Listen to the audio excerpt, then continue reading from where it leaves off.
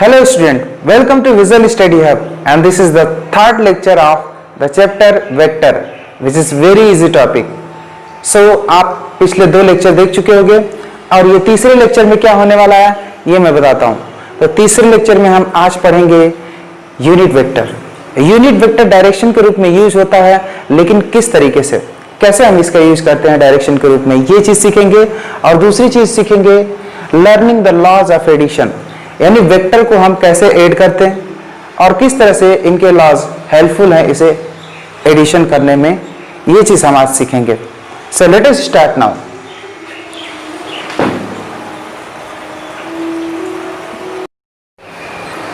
यहां पे हम सीख रहे हैं यूनिट वेक्टर को डायरेक्शन के रूप में किस तरीके से हम यूज करेंगे.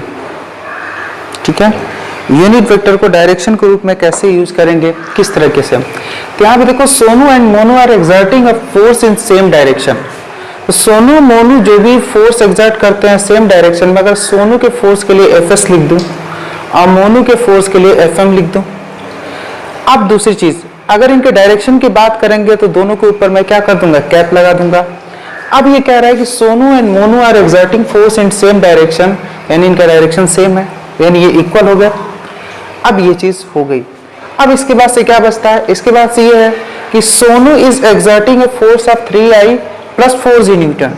तो यानी कहीं ना कहीं सोनू का जो वेक्टर वाला फोर्स का वेक्टर है वो 3i प्लस 4j है. ठीक है, इसमें कोई प्रॉब्लम नहीं. और दूसरी चीज, Monu is exerting a force of 20 Newton, और जो मोनू का जो फोर्स है वो है 20 न्यूटन. तो यार ये केवल 20 न्यूटन है, ये तो मैग्नीट्यूड केवल है. मैग्नीट्यूड है तो इसको कैसे शो करेंगे, ऐसे शो करेंगे. ये इंफॉर्मेशन हमें दिया है. अब तीसरी चीज ये बनी है कि आपको फाइंड क्या करनी है. तो आपको फाइंड करनी है मोनू का जो फोर्स वेक्टर है, मोनू का जो फोर्स वेक्टर है, फोर्स का वेक्टर फॉर्म है, उसकी वैल्यू आपको फाइंड करनी है. इसकी वैल्यू फाइंड आउट करने के लिए हमें क्या चाहिए, तो अगर कहीं ना कहीं मोनू का फोर्स का वेक्टर आपको फाइंड करना है तो आपको इसके लिए इसका मैग्नीट्यूड मालूम होना चाहिए और इसका यूनिट वेक्टर मालूम होना चाहिए. यानी मोनू के फोर्स का मैग्नीट्यूड और मोनू के फोर्स का यूनिट वेक्टर मालूम होना चाहिए. ये हम पिछले लेक्चर में डिस्कस कर चुके हैं. इतना तो ये कहीं ना कहीं इंफॉर्मेशन हमें चाहिए था. अब तो कहीं ना कहीं यार हमें कहीं ना कहीं मोनू के फोर्स का हमें वेक्टर चाहिए, डायरेक्शन पहले चाहिए. डायरेक्शन चाहिए तो इसके लिए सोनू का देखते हैं, डायरेक्शन यहाँ से मिलता है. तो यहाँ सोनू के फोर्स से हमें डायरेक्शन मिल जाएगा. वो क्या है कि सोनू के फोर्स का डायरेक्शन निकलेंगे तो ऐसे एफ पे कैप लिखते हैं. और कहीं ना कहीं इसे कैसे निकालेंगे, तो सोनू का जो फोर्स है उसमें सोनू के फोर्स के मैग्नीट्यूड से डिवाइड कर देना होगा. तो इसके लिए क्या करेंगे, तो ये है सोनू का force 3i plus 4j, 3i plus 4j, और इसका मैग्नीट्यूड क्या होगा, i वाला जो है उसका स्क्वायर, फिर j वाला है उसका स्क्वायर. तो ये होगा 3i प्लस 4j अपॉन 5. तो ये कहीं ना कहीं सोनू के वेक्टर का डायरेक्शन मिल गया. और सोनू के वेक्टर का डायरेक्शन उतना ही है जो मोनू के वेक्टर का डायरेक्शन है. इसका मतलब हमें मोनू के वेक्टर का भी डायरेक्शन मिल गया है ना. और वो क्या है, 3i प्लस 4j अपॉन 5. ये चीज हमें मिल गई. चलो ये चीज मिल गई, तो अब कहीं ना कहीं हमें क्या चाहिए था, मोनू के वेक्टर का मैग्नीट्यूड और मोनू के वेक्टर का डायरेक्शन चाहिए था. दोनों हमें मिल गया. तो अब मोनू का रिप्रेजेंटेशन हम कर सकते हैं. ये कैसे करना होगा, मोनू के वेक्टर का मैग्नीट्यूड और मोनू का जो फोर्स है उसका डायरेक्शन. डायरेक्शन मतलब यूनिट वेक्टर. अब मैग्नीट्यूड की बात करें तो मैग्नीट्यूड पहले से है, कितना है, 20 न्यूटन. तो मैग्नीट्यूड 20 न्यूटन है. और डायरेक्शन की बात करें तो डायरेक्शन है 3i प्लस 4j अपॉन 5. तो ये है 3i प्लस 4j अपॉन 5. 5 4 जा 20. After multiplying it this is 12i plus 16j. Now this is in Newton. The unit of it in Newton. So you can see that we have got the vector representation of Monu's force. तो mono के force का हम vector representation निकाल लिए। तो कोई भी vector representation इससे आपको समझ में आ गया होगा कि उसका मैग्नीट्यूड और उसका डायरेक्शन होता है। उसका मैग्नीट्यूड कैसे निकाला जाता है ये मैं सिखा चुका हूँ पिछले लेक्चर में, और यहाँ भी मैंने निकाल के दिखाया। और उसका डायरेक्शन क्या होता है, उसका यूनिट वेक्टर, तो उसका यूनिट वेक्टर कैसे निकाला जाता है ये भी हमने आपको सिखा दिया। तो इस तरीके से अब ऐसा ही एक सेकेंड क्वेश्चन हम करते हैं। यहां पे देखो फिर से यूनिट वेक्टर से रिलेटेड क्वेश्चन हो गया, दैट इज सेकेंड क्वेश्चन। इस क्वेश्चन में क्या है, Sohan and Tikku are running in opposite direction. फटाफट इस बात को समझ जाओ, सोहन और टिक्कू अपोजिट डायरेक्शन में रन कर रहे हैं। यहीं से पहली चीज निकालते हैं कि Sohan and Tikku are in opposite direction. अगर अपोजिट डायरेक्शन में है तो कहीं ना कहीं इनके जो वेलोसिटी वेक्टर हैं, इनके जो वेलोसिटी वेक्टर होंगे वो क्या होंगे, एंटी पैरेलल होंगे, एंटी पैरेलल होंगे। यानी अगर कहीं ना कहीं सोहन का मैं वेलोसिटी vs लिखूं और टिक्कू का वेलोसिटी मैं vt लिखूं, टिक्कू का वेलोसिटी मैं क्या लिख रहा हूं, vt, तो ऐसे मैं लिख सकता हूं कि जो vs है, अगर मैं ऐसे लिखूं जो vt है यानी टिक्कू की जो वेलोसिटी है उसका यूनिट वेक्टर लेंगे। क्यों, क्योंकि हम डायरेक्शन की बात कर रहे हैं। डायरेक्शन कैसे बात कर रहा है, कह रहे हैं कि दोनों अपोजिट डायरेक्शन में है, तो डायरेक्शन की केवल बात करेंगे तो हम टिक्कू की वेलोसिटी हम क्या लेते हैं, यूनिट वेक्टर लेते हैं। और कहीं ना कहीं किसकी वेलोसिटी लेते हैं, हम सोहन की वेलोसिटी का यूनिट वेक्टर लेते हैं। दोनों के दोनों अपोजिट डायरेक्शन में है, एंटी पैरेलल हैं, तो इसका ये उल्टा होगा, यानी इसमें माइनस साइन लगा देंगे तो आ जाएगा। क्योंकि मैंने बताया था एंटी पैरेलल का मतलब अगर कोई वेक्टर ए है उसका एंटी पैरेलल की बात करोगे तो वो क्या होगा, माइनस ए। तो उसी तरह कहीं ना कहीं अगर ये वेक्टर vt है तो इसके एंटी पैरेलल की बात करेंगे तो जो भी चीज, जो भी वैल्यू होगी वो वैल्यू इसका माइनस लग जाएगा, है ना। जो दूसरा वाला होगा अगर कहीं ना कहीं ये इसके एंटी पैरेलल है तो इसमें माइनस लगा के ये वैल्यू आएगी और इसमें माइनस लगा के ये वैल्यू आएगी। तो ऐसे मैंने डायरेक्ट लिख दिया, चूंकि मैं पहले ये बात डिस्कस कर चुका हूं, है ना। तो इससे कहीं ना कहीं पहली चीज तो निकल के आगे सवाल शुरू होते ही। दूसरी चीज, if the velocity of Sohan is 3i minus 4j, तो वेलोसिटी ऑफ सोहन क्या है, that is 3i minus 4j। अरे ये भी हो गया। And speed of Tikku is 10 metre per second, तो speed of Tikku, speed of Tikku बोला है तो इस बात को समझो कि जो टिक्कू की वेलोसिटी है उसका मैग्नीट्यूड, स्पीड का मतलब this is magnitude, speed magnitude बताता है। स्पीड क्या बताता है, magnitude of velocity of Tikku, Tikku के वेलोसिटी का मैग्नीट्यूड बता रहा है, तो मैंने ऐसे कर दिया मैग्नीट्यूड के लिए। अब ये मैग्नीट्यूड कितना है, तो ये दिया हुआ है, ये मैग्नीट्यूड है 10 मीटर पर सेकेंड, तो मैं लिखता हूं 10 मीटर पर सेकेंड, फाइन। अब कहीं ना कहीं क्या करना है, तो अब कहीं ना कहीं आपको करना क्या है, इसमें सवाल में कहा है कि आप टिक्कू का जो वेलोसिटी वेक्टर है, यानी जो टिक्कू का वेलोसिटी वेक्टर है वो वेलोसिटी वेक्टर निकाल के दिखाओ, वो वेलोसिटी वेक्टर निकाल के दिखाओ। तो ये सारे सवाल इसने पूछ दिया। अब कहीं ना कहीं ये सोचो कि हमें टिक्कू का निकालना है vt, तो vt कैसे निकलेगा, यानी टिक्कू की वेलोसिटी वेक्टर निकालनी है, तो इसके लिए टिक्कू के वेलोसिटी वेक्टर का मैग्नीट्यूड इनटू टिक्कू का वेलोसिटी वेक्टर का यूनिट वेक्टर, अगर मैग्नीट्यूड डायरेक्शन दोनों मिल जाए तो हमारा काम बन जाएगा। तो कहीं ना कहीं पहले तो हम मैग्नीट्यूड फटाफट ढूंढ लेते हैं, तो हमें ये चीज फाइंड आउट करनी है, ये चीज फाइंड आउट करेंगे तो हमें हमारा काम बन जाएगा।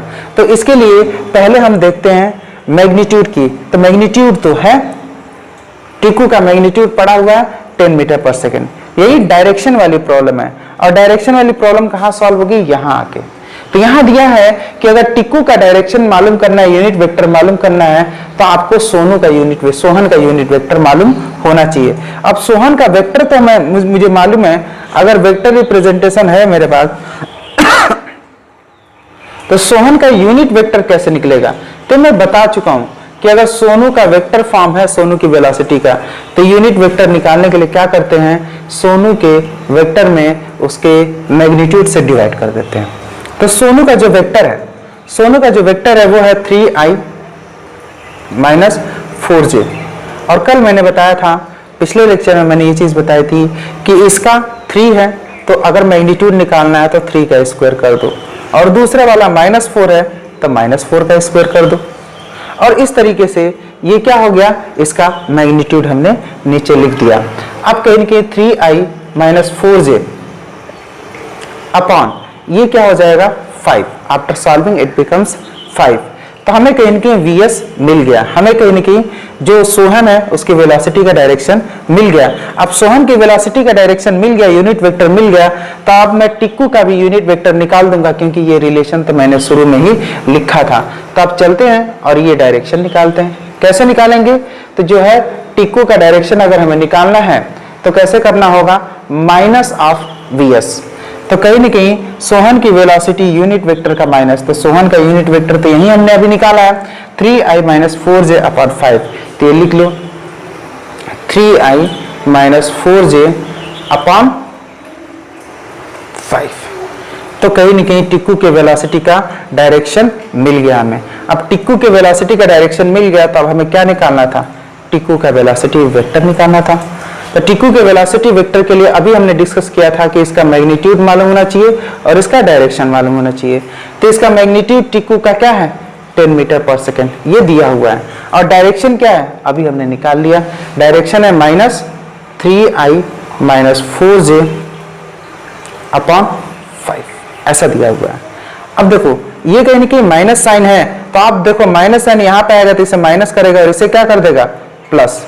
एक को माइनस कर देगा और एक को क्या कर देगा, प्लस। Is that clear. और ये 5 है, 5 2 ज़ा 10, 5 2 ज़ा 10।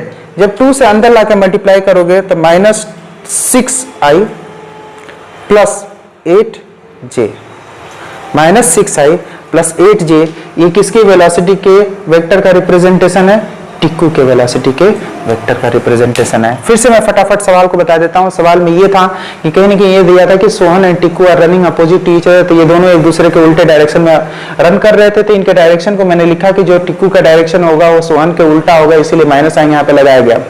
डायरेक्शन को दिखाने के लिए यूनिट वेक्टर लेते हैं, तो यूनिट वेक्टर को शो करने के लिए ऊपर कैप लगाते हैं, भी मैं बात आपको समझा चुका हूँ।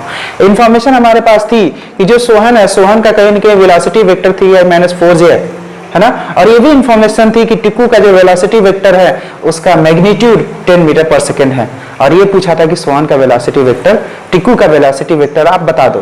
तो टिक्कू का वेलोसिटी वेक्टर बताने के लिए हमने कहीं ना कहीं फॉर्मूले को रीच किया था। हमें मालूम चला कि हमने फॉर्मूले में ये सीखा था कि टिक्कू का जो वेलोसिटी वेक्टर है उसका मैग्नीट्यूड और उसका डायरेक्शन से अगर मल्टीप्लाई कर देंगे तो आ जाएगा। तो हमारे सामने मैग्नीट्यूड तो पहले से 10 मीटर पर सेकेंड सवाल में दिया हुआ था, डायरेक्शन हमारे पास नहीं था। लेकिन डायरेक्शन हमारे पास नहीं था, लेकिन ये चीज तो कहीं ना कहीं सवाल से ही निकल के आई थी कि अगर कहीं ना कहीं सोहन का जो वेलोसिटी का डायरेक्शन है उसका माइनस कर देते, टिक्कू के वेलोसिटी का डायरेक्शन निकल जाएगा।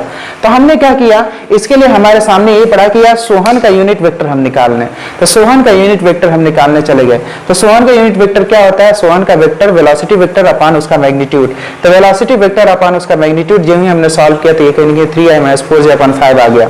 और इस तरीके से अब हमारे पास दोनों के दोनों चीजें मिल गई थी। क्यों, क्योंकि ये सोहन का निकल गया, जब ही मैं ये वैल्यू यहाँ पे पुट किया तो टिक्कू का वेलोसिटी वेक्टर का डायरेक्शन मिल गया। अब हमें फटाफट कहीं ना कहीं टिक्कू की वेलोसिटी वेक्टर निकालना अब हमारे लिए आसान हो गया था। क्यों, क्योंकि वेलोसिटी वेक्टर मैग्नीट्यूड जो वेलोसिटी की इसकी स्पीड जो थी वो 10 मीटर पर सेकेंड पहले से दिया हुआ था, और जो इसका डायरेक्शन है वो हमने निकाल लिया। वो कैसे निकाला, वो निकालने का तरीका आपको समझ में आ गया होगा। उसको हमने यहाँ पे पुट कर दिया और जब हमने सॉल्व किया तो आंसर आया 6i - 6i प्लस 8j। और आप कहीं ना कहीं अगर इसका यूनिट लिखना चाहते हो that is metre per second. ठीक है, आपको क्लियर हो चुका होगा कि किस तरीके से हम यूनिट वेक्टर का डायरेक्शन के रूप में यूज कर रहे हैं। हम यहाँ वेक्टर को रिजॉल्व कर रहे हैं, इसी क्रम में कहीं ना कहीं एक ऐसा स्लोप आया, कोई स्लोप है जिसके ऊपर कोई ऑब्जेक्ट रखा है और ये कहीं ना कहीं एकदम हॉरिजॉन्टल नहीं है, ये एंगल बना रहा है कुछ, मतलब कोई चीज़ ऐसे तिरछी रखी हुई है और तिरछी रखी हुई कोई चीज़ ऊपर रखा हुआ है तो आप जनरली देखते हो कि नीचे की तरफ सरकते हुए आएगा। कुछ ऐसा फिगर है, ये एक ऑब्जेक्ट है जो इसके ऊपर रखा हुआ है। ये जो भी चीज़ है, जो भी प्लैंक है जिसके ऊपर रखा हुआ है, वो प्लैंक हॉरिजॉन्टल से थीटा एंगल बना रहा है। थीटा एंगल बना रहा है मतलब ये 30 भी हो सकता है, 40 भी हो सकता है, 50 भी हो सकता है, कुछ भी, तो कुछ भी हो सकता है। तो मैं क्या मान ले रहा हूँ, थीटा एंगल बना रहा हूँ। थीटा एंगल बना रहा है तो कहीं ना कहीं इसको रिजॉल्व करना है। तो इसको रिजॉल्व करते समय अब कहीं ना कहीं हमें सोचना है अपनी सुविधा कि बार भाई कैसे रिजॉल्व करेंगे। तो पॉइंट ये है कि आपको सवाल में किस तरीके से चाहिए, आप जैसे चाहे वैसे रिजॉल्व कर सकते हो। तो रिजॉल्व करने के लिए हम लोग एक्स एक्सिस और वाई एक्सिस बनाते थे, कोऑर्डिनेट एक्सिस बनाते थे, तब रिजॉल्व करते थे। तो फिर यहाँ पे भी कोऑर्डिनेट एक्सिस बनाना पड़ेगा। तो चलो बनाते हैं और देखते हैं कैसे रिजॉल्व होता है। तो कहीं ना कहीं मैं ऐसे एक लाइन खींचता हूँ, है ना, ये लाइन खींचने के बाद फिर दिमाग में ये क्वेश्चन आने लगता है कि sir x axis y axis हम लोग जहां तक पढ़े थे ये तो हॉरिजॉन्टल वर्टिकल होता है, सर ये टेढ़ा टेढ़ा आपका कैसे हो गया? एक्स एक्सिस इधर की तरफ चला गया और वाई एक्सिस इधर की तरफ चला गया, ये तो टेढ़ा टेढ़ा हो गया सर। तो भाई ये बात तो है। अब कहीं ना कहीं इसके लिए क्या करना होगा? तो भाई ये हमने इसलिए किया ताकि कहीं ना कहीं हमें सवाल, हमारा जो सवाल है वो पूरी तरह सॉल्व हो जाए। जैसे हमारे पास mg that is weight of the body. Weight of the body पहले भी पढ़े थे आप 9th क्लास में कि किसी भी ऑब्जेक्ट का जो वेट है वो क्या होता है? Mass into acceleration due to gravity, आप ये पढ़े थे। और वेट एक तरह का फोर्स होता है, ये भी आप पढ़े थे। Weight is a type of force. तो कहीं ना कहीं mass and acceleration due to gravity, mass के लिए m और एक्सीलरेशन ड्यू टू ग्रेविटी के लिए g, इसीलिए mg लिखा गया है जो कि नीचे की तरफ लग रहा है। ठीक है, तो कहीं ना कहीं ये बात तो आपको समझ में आ गई। तो फिर इसको हम कैसे करेंगे, क्या हम कैसे करेंगे इसे रिजॉल्व? तो रिजॉल्व करने के लिए फिर से वही काम करते हैं, हम इससे एक निर्माण करेंगे पैरेललोग्राम का, या रेक्टेंगल भी हो सकता है। अगर सब 90-90 है तो रेक्टेंगल होगा। इसका मतलब क्या, क्यों हमने ऐसा किया? तो इसे आप यहां पे पहले देख लो और यहां पे, तो कहीं ना कहीं ये जो वेक्टर है ये mg का है। तो कहीं ना कहीं अगर एंगल की बात करें तो अगर ये थीटा है तो ये वाला एंगल क्या होगा, यही बात सोचना ज्यादा जरूरी है। अगर ये थीटा है तो ये वाला एंगल क्या होगा, ये समझना है। तो इस एंगल को समझने के लिए इस लाइन को थोड़ा सा और नीचे करो। जब इस लाइन को थोड़ा सा और नीचे करोगे तो आपको दिख रहा होगा ये थीटा है, ये 90 है, तो ये वाला पोर्शन क्या होगा? देखो ये लाइन इसके पैरेलल चल रही है तो ये भी वही एंगल बनाने वाला है। तो कहीं ना कहीं ये थीटा है, ये 90 है, तो ये वाला क्या होने वाला है? तो ये एंगल होने वाला है 90 माइनस थीटा। ये थीटा है, ये 90 है, ये 90 है कि नहीं? तो ये 90 माइनस थीटा होने वाला है। तो सर फिर ये क्या एंगल होगा?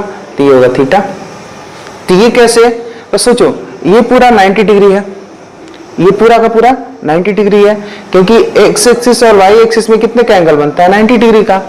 अगर ये 90 माइनस थीटा हुआ तो ये थीटा होगा, तभी तो मिला के भाई एक 90 माइनस थीटा है और एक थीटा है, तभी तो मिला के 90 आएगा। तो अगर ये 90 माइनस थीटा है तो ऑब्वियसली ये थीटा होगा।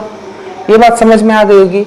और इस तरीके से ये एंगल आगे बढ़ता जाएगा, इधर फिर 90 माइनस थीटा और इधर थीटा हो जाएगा। तो आपको समझ में आना चाहिए कैसे होता है। तो कहीं ना कहीं ये रिलेशन आपको समझ में आ गया है कि अगर ये थीटा है तो ये भी थीटा कैसे बन जाता है, अगर ये थीटा है तो ये भी थीटा कैसे बन जाता है, ये रिलेशन आपको समझ में आना चाहिए, है ना। तो कहीं ना कहीं यहाँ ये थीटा है ना, ये 90 डिग्री है, ठीक है।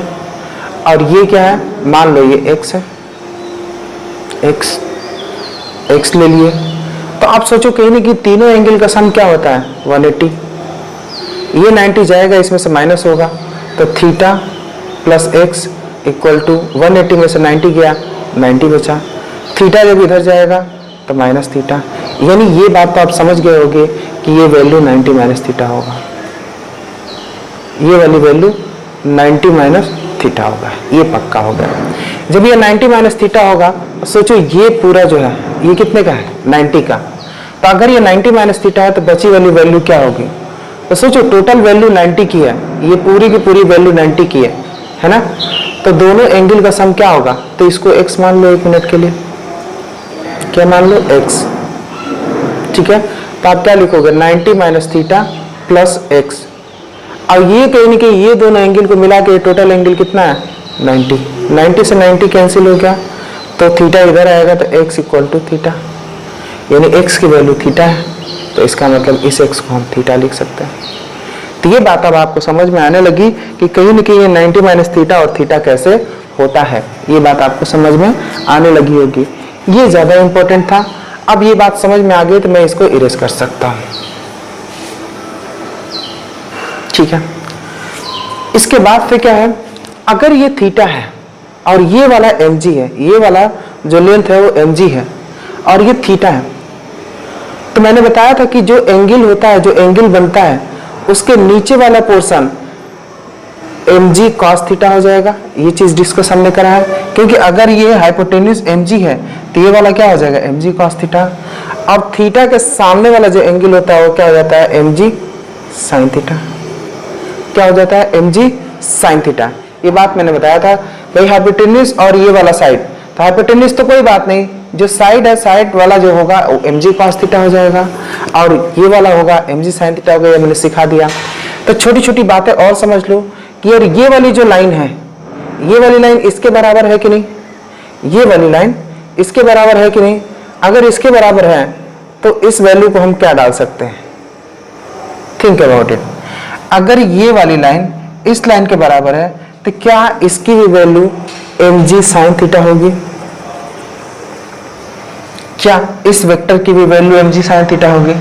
तो ये बात तो हमें समझ में आ गई कि mg sin थीटा ये भी हो गया और mg sin थीटा ये भी हो गया, क्योंकि दोनों बराबर है। और ये हो गया mg cos थीटा, ऑब्वियसली ये भी mg cos थीटा हो गया, है ना। तो ये बात हमें समझ में आ गया कि हमें किस तरह से इसे रिजॉल्व करना है। अगर यहाँ पे दो वेक्टर का हमें एडिशन करना है, एक वेक्टर ये है और इसमें एक वेक्टर ये है और एक वेक्टर ये है, ठीक है। इस वेक्टर को मैं लिख देता हूँ f1 और इस वेक्टर को लिख देता हूँ f2, है ना। तो इसमें क्या है कि ये जो ऑब्जेक्ट है इसको ये f1 खींच रहा है और ये ऑब्जेक्ट है इसको f2 इधर की तरफ खींच रहा है। ये 10 न्यूटन से खींच रहा है और ये 5 न्यूटन से उधर की तरफ खींच रहा है। तो कहीं ना कहीं ये दो फोर्सेस हैं, इनको रिजॉल्व करना है और रिजॉल्व करने के बाद एडिशन करना है। तो हमारे सामने अभी भी ये दो फोर्स यहाँ पे पड़े हुए हैं, जिसमें कि ये F2 है और ये क्या है, F1 है। ये दोनों फोर्सेस पड़े हैं, ये दोनों फोर्सेस पड़े हैं और कहीं ना कहीं इनके बीच का this is F2, this angle is 45, है ना। This angle is 45, this is F2 and this angle is 45, fine. अगर ये कहीं ना कहीं ऐसा हो गया तो ये बताओ इनका रिजल्टेंट क्या होगा, इनका रिजल्टेंट क्या होगा। तो ऑब्वियसली हमें इनका पहले रिजोल्यूशन करना पड़ेगा।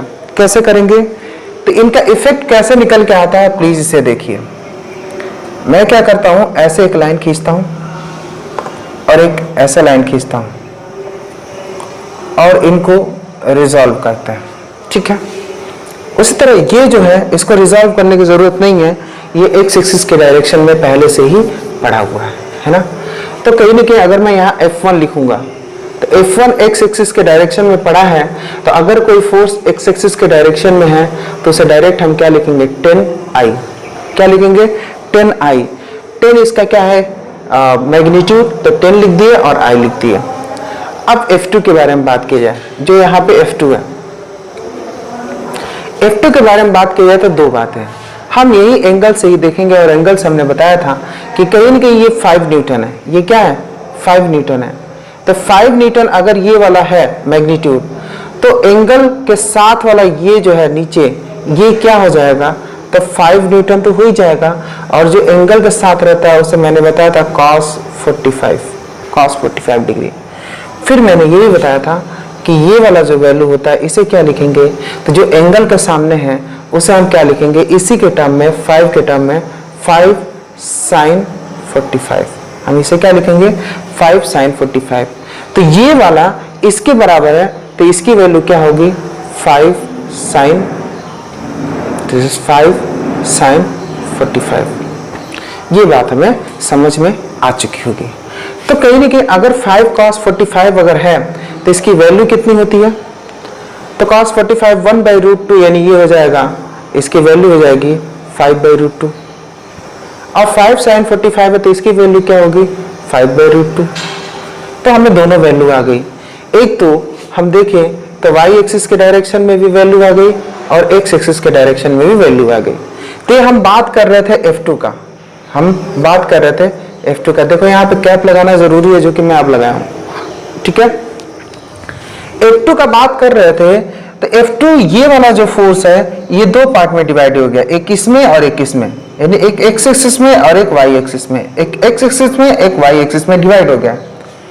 तो मैंने बताया था कि एक्स एक्सिस के डायरेक्शन में रहता है उसके लिए आई लगता है, लेकिन ये तो पॉजिटिव डायरेक्शन है एक्स का, ये नेगेटिव डायरेक्शन है, तो हम क्या लिखेंगे, यहाँ जो भी वैल्यू है दैट इज 5√2 है कि नहीं, और ये नेगेटिव डायरेक्शन में है तो कहीं ना कहीं आगे हम लगा देंगे माइनस, क्या लगा देंगे, माइनस, और ये एक्स एक्सिस में है तो एक्स एक्सिस के लिए मैंने बोला था आई लगाते हैं।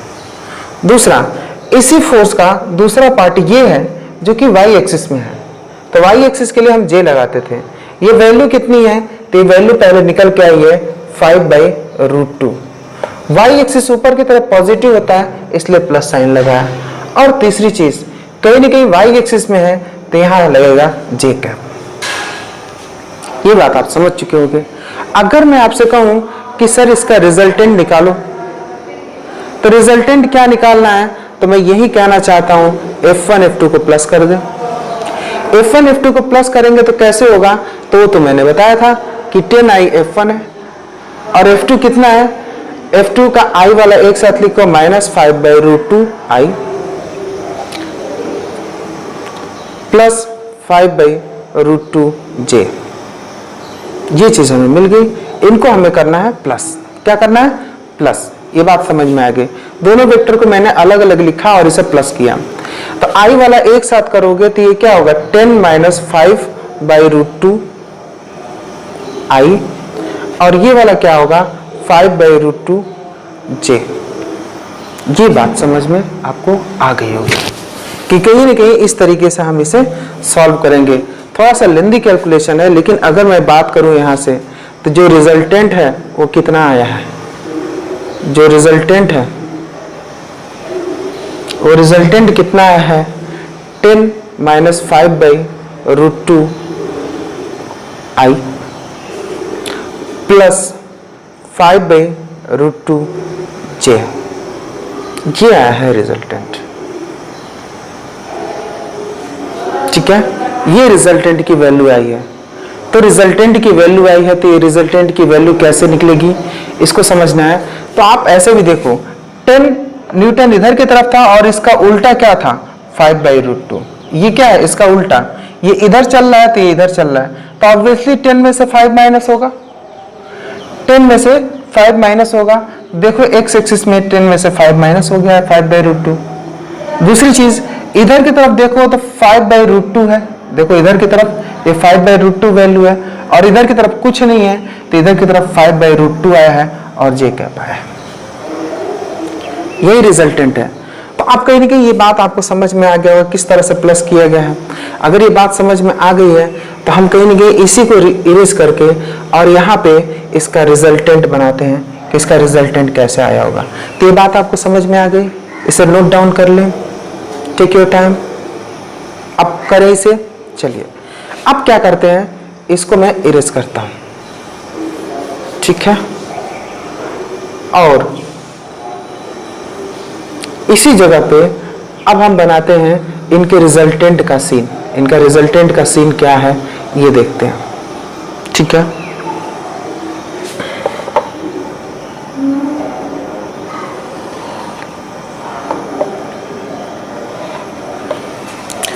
इनके रिजल्टेंट का अगर सीन देखें तो ये कहीं ना कहीं 10 - 5/√2 i, यानी i के डायरेक्शन में इसकी वैल्यू है 10 - 5/√2 i के डायरेक्शन में इसकी वैल्यू है। और दूसरा j के डायरेक्शन में क्या है, तो j के डायरेक्शन में है 5/√2। ऐसा ये वेक्टर है। तो जब कहीं ना कहीं ये दो वेक्टर मिल गया, जब ये दो वेक्टर हमें मिल गया तो तीसरा वेक्टर कैसे मिलेगा, आप सोचो तीसरा वेक्टर कैसे मिलेगा। तो यार आप खुद याद करो, ये है y एक्सिस, फाइन, ये है z एक्सिस, ठीक है। तो कहीं ना कहीं अगर मैं इस पॉइंट के बारे में बताऊं, इसके बारे में बताऊं, तो कहीं ना कहीं आपको याद होगा अगर इसे हम डायरेक्ट मिला देते हैं तो कुछ पोजीशन वेक्टर वाला कंसेप्ट याद हुआ होगा। और इसको लिख क्या सकते हैं, ये जो रिजल्टेंट वेक्टर है, यही तो रिजल्टेंट वेक्टर है आपका। इस रिजल्टेंट वेक्टर को आप क्या लिख सकते हो, तो रिजल्टेंट वेक्टर को हम लिखे हैं, क्या लिखे हैं, 10 - 5/√2, 10 - 5/√2 I प्लस 5/√2 J। तो इस तरीके से आपका कहीं ना कहीं ये रिजल्टेंट वेक्टर आ गया और ये इसकी value 10 - 5/√2 I cap plus 5/√2 J cap, ये बात आपको समझ में आ गई होगी। तो इस तरीके से हमने इसका रिजल्टेंट निकाल लिया और रिजल्टेंट का डायरेक्शन भी देख लिया। अब पॉइंट ये है कि आपसे कोई पूछेगा कि ये सर ये तो अल्फा एंगल है, तो ये एंगल कैसे निकलेगा, तो हमें ये मालूम है कि this upon this is equal to tan alpha. तो ट्रिग्नोमेट्री जो 10th में हमने पढ़ा था, हमें जानते हैं कि अगर ये एंगल का tan निकालना है तो परपेंडिकुलर अपॉन बेस होता है। तो tan अल्फा क्या है, परपेंडिकुलर अपॉन बेस होता है। tan अल्फा इस परपेंडिकुलर अपॉन बेस। तो परपेंडिकुलर की वैल्यू कितनी है, तो परपेंडिकुलर का लेंथ जाके स्केल से मेजर करो, दैट इज 5√2, 5/√2। और कहीं ना कहीं बेस का वैल्यू कितना है, तो 10 - 5/√2, दैट इज 10 - 5/√2। इसको आप सॉल्व कर सकते हो अपने इजीनेस के लिए। 5/√2 है, एलसीएम यहाँ पे लोगे तो 10√2 - 5 यानी 5/√2 कैंसिल, 10√2 - 5 न्यूटन हो गया। तो ये कहीं ना कहीं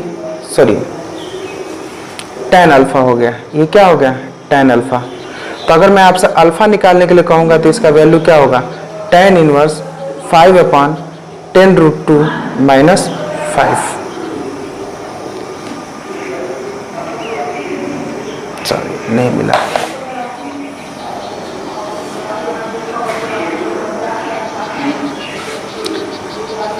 तो यहां से कहीं ना कहीं tan अल्फा तो आपको निकल गया है, दैट इज 5/10√2 - 5। अब tan को जब इधर लाएंगे तो ये क्या हो जाएगा, tan इनवर्स। चूंकि कहीं ना कहीं इसकी वैल्यू हम नहीं जानते हैं, फिर भी हम ये लिख सकते हैं कि जो अल्फा एंगल होगा वो tan इनवर्स 5/10√2 - 5, यानी ये एंगल भी हम निकाल लिए कि ये एंगल कितना होगा। ये बात आपको समझ में आनी चाहिए अब तक की। Now we are going to add these two vectors also, addition of vectors में इन दो वेक्टर्स को हमें जोड़ना है। तो दोनों वेक्टर्स को जोड़ने के लिए हमें क्या करना पड़ेगा, तो ये जो दो वेक्टर्स दिख रहे हैं हमें, ये जो 10 न्यूटन का फोर्स है, इसको मैं F1 लिख लूँ और इसको मैं लिख लूँ F2। दो फोर्सेस है, दो फोर्स वेक्टर है। अब हो क्या रहा है, ये जो ऑब्जेक्ट है इसको ये इधर की तरफ खींच रहा है और इसको ये इधर की तरफ खींच रहा है। ये 20 न्यूटन का फोर्स है, ये 10 न्यूटन का फोर्स है। ये जो एंगल बना रहा है इससे 53 डिग्री बना रहा है और ये जो एंगल बना रहा है वो 37 डिग्री बना रहा है। ये बात आपको समझ में आनी चाहिए। तो कहीं ना कहीं ये बात समझ में आ गई। तो ये जो चीज़ है ना, इसको मैं direct x axis y axis पर ला कर रख दिया, मतलब ये सामान को हटा दिया। मैं इन दोनों फोर्सेस को देखना शुरू किया कि यही तो दोनों फोर्सेस हैं। इन दोनों फोर्सेस को हमने देखना शुरू किया एक तरफ से। तो कहीं ना कहीं इन दोनों फोर्सेस को क्या करना होगा, प्लस करना होगा, जोड़ना होगा, या कहीं ना कहीं दोनों का रिजल्टेंट क्या होगा, यानी दोनों फोर्स अगर इस ऑब्जेक्ट पे लग रहे हैं तो उन दोनों फोर्स की वजह से जो रिजल्टेंट फोर्स लगेगा, यानी दोनों का जो इफेक्ट होगा, दोनों का जो इफेक्ट बनेगा, उस फोर्स का डायरेक्शन किधर की तरफ होगा। और वो जो फोर्स का इफेक्ट बनेगा वो कितने न्यूटन का होगा। अगर इस डायरेक्शन में 10 है, इस डायरेक्शन में 20 है, तो टोटल कितने न्यूटन का होगा। तो पहले ये था कि कहीं ना कहीं मैं आपसे कहता था कि 10 kg का आलू और 100 kg का चावल है, दोनों को प्लस करेंगे तो कितना केजी हो जाएगा, तो 110 kg हो जाएगा। ये हम आसानी से कर लिया करते थे। ये एल्जेब्रिक नोटेशन है, एल्जेब्रिक एडिशन है। लेकिन यहाँ वेक्टर में 20 और 10 को नहीं जोड़ेंगे, क्योंकि वेक्टर में कहीं ना कहीं क्या शामिल है, डायरेक्शन भी शामिल है। तो वेक्टर में डायरेक्शन होने की वजह से इनको जोड़ने का तरीका है कि कहीं ना कहीं इनके डायरेक्शन को कंसीडर करा जाए। तो इनके डायरेक्शन को कंसिडर करने के लिए फिर हम क्या किया करते थे, तो हम इसे रिजॉल्व करते थे। तो रिजॉल्व कैसे करेंगे, let us see how it is resolve. तो कहीं ना कहीं बस यही देखेंगे कि एक्स एक्सिस वाई एक्सिस में कैसे दिख रहा है। मैंने ऐसे ये मिला दिया और कहीं ना कहीं इसको समझते हैं। पहले आप सोचो कि अगर इस फोर्स को देखा जाए तो इस फोर्स को एक्स एक्सिस और वाई एक्सिस में तोड़ सकते हैं। अच्छा, तोड़ने के लिए क्या है, ये जो एंगल है 53 डिग्री है, कितना है 53 डिग्री है, और ये एंगल 37 डिग्री है, ठीक है। तो कहीं ना कहीं पहली बात, अगर कहीं ना कहीं हम देखें इसकी वैल्यू, एंगल के नीचे वाला जो वैल्यू होता है उसको हम क्या लिखते हैं, अब आपको तो याद हो गया होगा। तो F2 की वैल्यू 20 है तो मैंने 20 लिख दिया, ठीक है। और कहीं इनके एंगल के नीचे है तो हमने लिखा cos 53, ये हम कर चुके हैं। और दूसरी चीज़ हमने डिस्कस की थी कि इसके जो सामने वैल्यू है, इसके जो सामने वाला है इसकी वैल्यू कितनी होगी, तो 20 न्यूटन, और ये cos है तो सामने वाला क्या होगा, साइन, तो 20 साइन 53।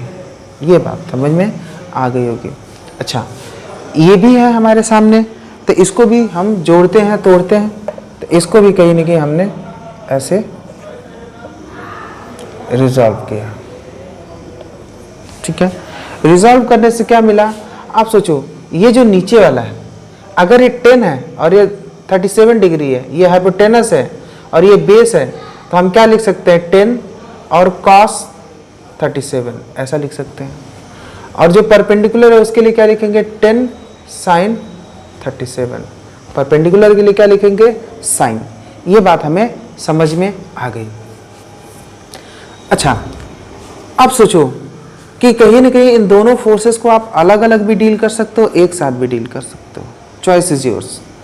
अब कहीं ना कहीं इस फोर्स को देखो, F1 की हम बात करें कि F1 आप लिखो, सर F1 में एक्स एक्सिस की तरफ में 10 cos 37 है, तो मैं लिख दिया 10 cos 37 in the direction of x that is I। फिर क्या हो गया, और y के डायरेक्शन में 10 sin 37 है, यानी 10 sin 37 in the direction of y, यानी y के डायरेक्शन में है तो उसे हम क्या लिखते हैं, j, उसे हम क्या लिखते हैं, j, तो हमने इसे j लिख दिया, दिस इज 10। ये बात क्लियर हो गया। अब F2 की बात कर लेते हैं, यहीं पे F2 की इसी के नीचे हम बात कर लेते हैं F2। तो F2 ये है, इसमें देखो x में है लेकिन नेगेटिव डायरेक्शन में है, तो पहले तो नेगेटिव लगेगा। नेगेटिव डायरेक्शन में कितना है, 20 cos 53, 20 cos 53, ओके। फिर उसके बाद से ये x में है तो I लगेगा। अच्छा, इसका ये वाला सेक्शन जो y में है, जो y में है वो यही तो है, जो y में है वो यही तो है, तो y डायरेक्शन में वैल्यू कितनी है, 20 sin 53, तो हम लिखेंगे 20 sin 53, और y में है तो इसके लिए हम j लिखेंगे, क्योंकि y में ऊपर की तरफ है तो पॉजिटिव रहेगा। ये बात समझ में आपको आ गई होगी। अब कहीं ना कहीं इतना करने के बाद से इसको थोड़ा सा हम सॉल्व कर लेते हैं, और उसके पहले हम जो बात पहले डिस्कस कर चुके हैं उसे ज़रूर हम बताएंगे। ये 90 डिग्री है और अगर ये 37 है, ठीक है, तो इसको हम 3 लिख सकते हैं, इसको 4 लिख सकते हैं, इसको 5, ये रिलेशन हमने बताया था। तो कहीं ना कहीं आपसे मैं पूछूं कि साइन 37 की वैल्यू क्या होगी, तो परपेंडिकुलर अपॉन हाइपोटेन्यूस यानी 3/5। कॉस 37 की वैल्यू क्या होगी, तो ये क्या हो गया, बेस अपॉन हाइपोटेन्यूस यानी 4/5। और tan 37 की वैल्यू क्या होगी, that is perpendicular upon base यानी 3/4। फिर इसी के साथ कम्प्लीमेंट्री की बात करें, साइन का कम्प्लीमेंट्री कॉस होता है, cos 53, तो cos 53 की वैल्यू वही होगी जो साइन की है। फिर साइन 53 की वैल्यू क्या होगी, तो साइन 53 cos का कम्प्लीमेंट्री साइन है, तो cos की जगह साइन हो गया, 37 का 53 हो गया, आंसर सेम होगा 4/5, ठीक है। और tan का कम्प्लीमेंट्री cot होता है और 37 का होता है 53 एंड दैट इज 3/4। तो कम्प्लीमेंट्री कहीं ना कहीं लिखना मैं सिखा चुका हूँ मैथमेटिकल टूल्स ऑफ फिजिक्स में, तो आप मैथमेटिकल टूल्स ऑफ फिजिक्स देखें इसे समझने के लिए। अब कहीं ना कहीं इसको हम समझते हैं कि साइन 30 सारी वैल्यू हमें मिल गई। cos 37 4/5 होता है, तो 10 इंटू 4/5 हो गया आई। फिर उसके बाद फिर क्या है 10 sin 37, तो 10 into sine 37 that is 3/5। Okay, अगर कहीं कि दोनों को सॉल्व किया तो 5 1 जा 5 एंड 5 2 जा 10, 2 4 जा 8, 2 4 जा 8, तो यहाँ पे मैं डायरेक्ट क्या डाल देता हूँ 8। 5 1 जा 5, 5 2 जा 10 एंड 2 3 जा 6, 2 3 जा 6, तो यहाँ पर डाल देता हूँ 6j। अब देखो 10 cos 37, अब यहाँ पे भी आ जाओ, यहाँ पे भी देख लो -20 cos 53 की वैल्यू कितनी होती है? cos 53 की वैल्यू 3/5, 20। sin 53 की वैल्यू कितनी होती है? 4/5।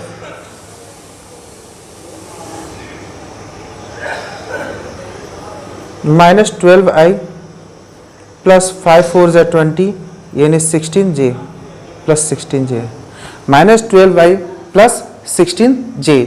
तो हमें कहीं ना कहीं ये वैल्यू भी मिल गई और ये वैल्यू भी मिल गई। और कहीं ना कहीं हमने ये देखा कि ये कंसेप्ट यूज़ करके इस तरह के एंगल्स को हम कैसे याद रखेंगे, आपको ये बात समझ में आना चाहिए। अब पॉइंट ये है कि आपसे कहा गया कि रिजल्टेंट निकालिए, दोनों फोर्स का इफेक्ट क्या होगा? तो दोनों फोर्स का इफेक्ट F1 प्लस F2।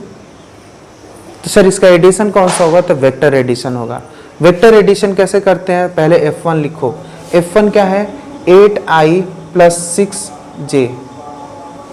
फिर F2 क्या है? -12i plus 16j। तो हम कहीं ना कहीं इसके डायरेक्शन के साथ इसको एडिशन कर रहे हैं। जो सेम डायरेक्शन में है उसको जोड़ सकते हैं, है ना, और जो अलग अलग डायरेक्शन में वो अपने आप माइनस हो जा रहा है। देख लो भाई, ये कहीं ना कहीं नेगेटिव में था, ये पॉजिटिव में था, तो एक पॉजिटिव एक नेगेटिव हो गया। वैसे भी सॉल्व करोगे तो -4i आ जाएगा एंड दिस इज 24j।